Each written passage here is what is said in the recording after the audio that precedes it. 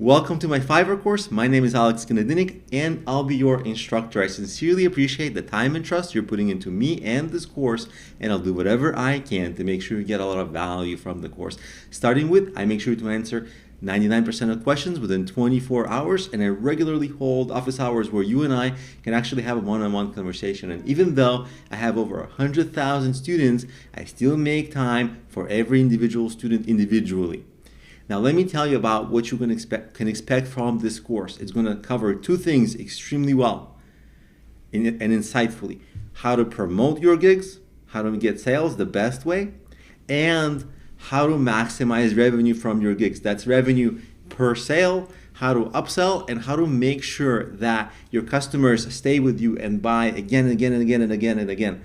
Because it's not, oh great, it's okay to sell once, sure. And we can talk about how to maximize your sale price. It's really important. But the best thing that can happen is if a client stays with you long term and buys regularly, they'll almost always outspend the single purchase. So that customer retention is what's going to take your Fiverr business to the next level.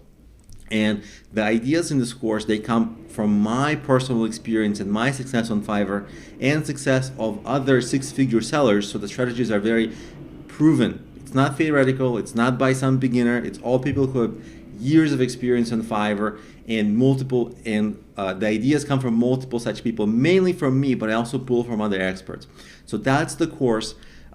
One housekeeping thing: the course does have subtitles. If you use subtitles, you might see some errors because they're auto-generated by Udemy.